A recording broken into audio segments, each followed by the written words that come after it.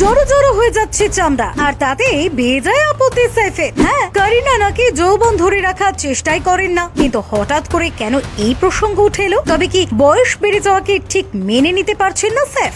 দেখুন, বয়স বাড়ছে কারিনা কাপুরের। একদা সাইজ 0 ছিলেন যে নায়িকা, তিনি এখন 2 সন্তানের মা। নিজস্ব ব্যক্তিত্বে উজ্জ্বল তিনি। অভিনয় জগতে এমন বহু তারকা অভিনেত্রী রয়েছেন যারা কৃত্রিম পদ্ধতিতে নিজেদের সৌন্দর্য বৃদ্ধি করিয়েছেন। তালিকা দীর্ঘ হলেও তা প্রকাশ্যে স্বীকার করেন না অনেকেই। কখনো টিকালো নাক, আবার কখনো বা ঠোঁটের ভোল পাল্টে ফেলা, কখনো আবার টান টান চামড়া। চাহিদা অনুযায়ী রূপ পেতে চিকিৎসকের শরণাপন্ন হয়েছেন বহু বলি তারকা। বলিউডের অন্দরে বয়স ধরে রাখতে বোটক্স, ফিলারের সাহায্য, আকছাড় নিয়ে থাকেন বলি অভিনেত্রীরা। করণ জোহর পরিচালিত ফ্যাবুলাস লাইফ অফ বলিউড ভাইবসে কোন রকম রাগঢাক ছাড়াই এই বোটক্সের ব্যবহার দেখিয়েছেন। এবার বোটক্স করা প্রসঙ্গে মুখ খুললেন কারিনা। তার এসবের প্রয়োজনই নেই বলে সাফ জানিয়েছেন অভিনেত্রী। নেপথ্যের কারণ নাকি স্বামী সৈফ আলী খান। কারিনা কাপুরের বয়স প্রায় 44, যদিও বয়স নিয়ে কোনোদিনই কোনো লুকোছাপা নেই তার। ক্যারিয়ারের মধ্য গগনে থাকাকালীন সৈফকে বিয়ে করেন তিনি। সেই সময় বিয়ে করতে নাকি অনেকেই নিষেধ করেছিলেন তাকে। কথা শোনেননি কারিনা।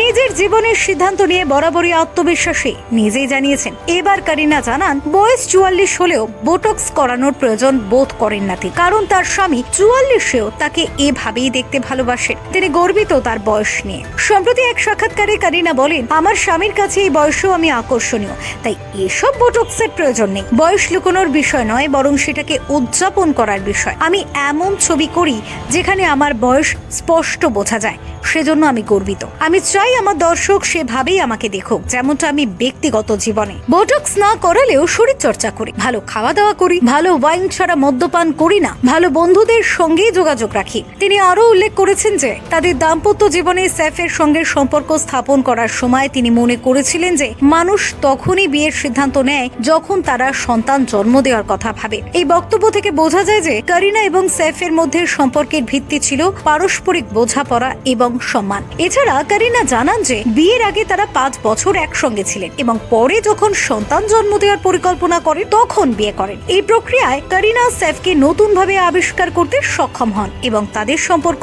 আরো গভীর হয়।